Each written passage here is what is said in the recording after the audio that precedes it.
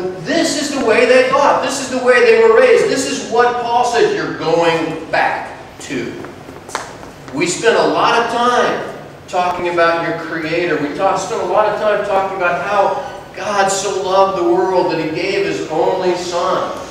We talked about that and we were so full of joy, but now you're going back to something that's part of your background. Appeasement. Appeasement. He says, look at it. He says, you were observing special days and months and seasons and years. I fear for you that somehow I have wasted my efforts on you. How does he know they're going back to appeasement? Special days. Special days. One day a week. Like the Sabbath. Right? They're following the Sabbath, aren't they? I mean, they're trying to follow the old law. They're trying to follow the Sabbath, right? And the rules of the Sabbath are pretty straightforward. You don't do any work. You don't do any work, so God won't get on you. Because when you do work on the Sabbath, you see that in the Old Testament, He gets pretty upset. Right? Are we supposed to keep the Sabbath? Folks, we are not under the law. Okay, the answer is no. Okay, if you need to go back and review chapters 1, 2, and 3, then do that. Okay, the answer is no. You are not under the law. And maybe that hasn't sunk in yet. Maybe you're still thinking, well, it's one of the top 10. We should kind of respect it somehow.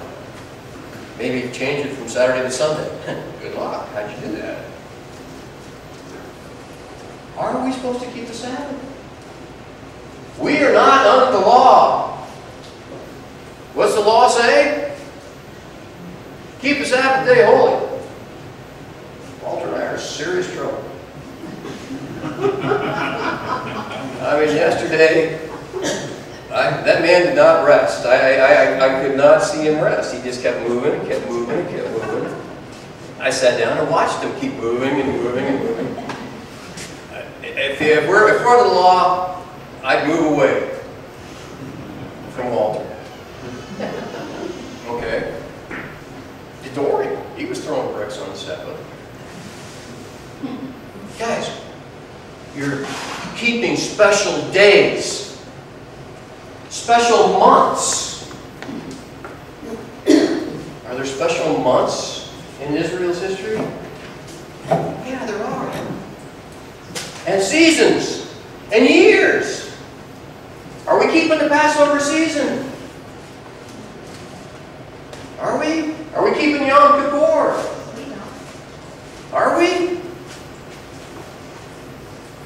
Okay. Paul said, here is a real important thing for you to understand.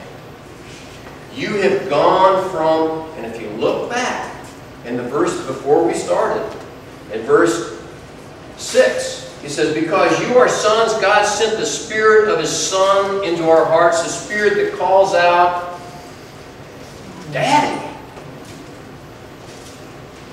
See, you're talking a whole different world here. You're talking about a relationship. You're not talking about appeasement. Do you see the difference? You're not talking about keeping God off your back. You're not talking about keeping Him happy so He doesn't smite you.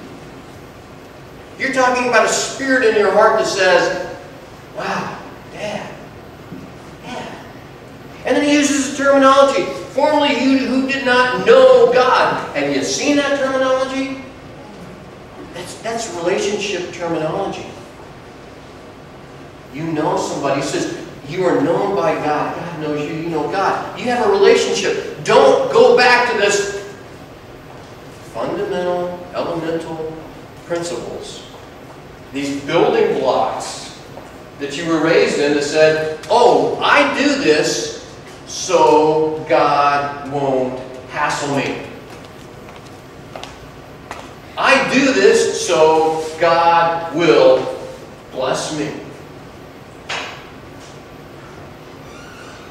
Now, we don't keep Yom Kippur. We don't do the, and we don't do some of those Jewish festivals. I don't know if you ever saw the calendar for Jewish festivals. We thought about putting it on the front, but I was afraid I'd get you lost and you guys wouldn't listen to anything more I'd say. So we didn't put it on there. It's fascinating. It's full. If you've ever seen the pagan calendars in the Roman world, when Paul was, it is full. There is something every day going on to honor some god or minor god. Okay? And you've got to do that in order to make your way through this maze of the unseen world. So they smite your enemy, not you. So they bless you and not the other person at work or the guy in the stall next to you. Now, is it possible that we could approach anything in our spiritual life in this way? Oh yeah. There is a serious, serious danger for us. That we could take anything, whether it's showing up at church to appease God, whether it's giving a certain percentage in order to keep God off our back, whether it's taking the Lord's Supper every week or not, in order to make our way through this dangerous, unseen world where we just want to have God on our side. Well, not so much on our side, we just don't want Him to be against us. We don't want Him to be working against us, right? And as a country, we're going to put certain things on our dollar bills. So God will smite our enemies and not us.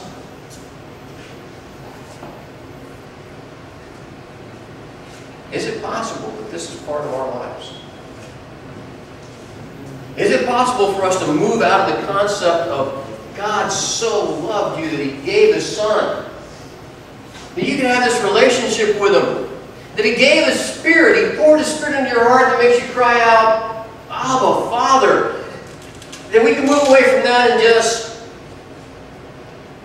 play religion in order to keep God off our back.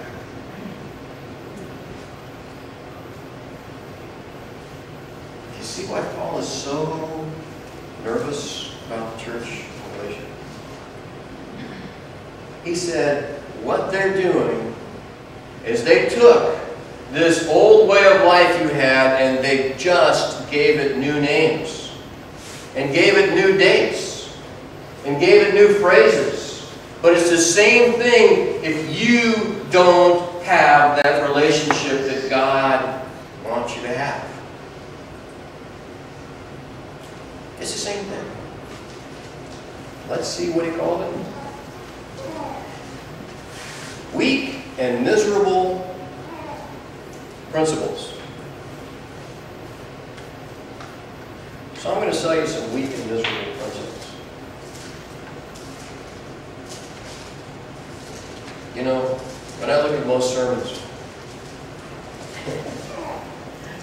have the same applications over and over again.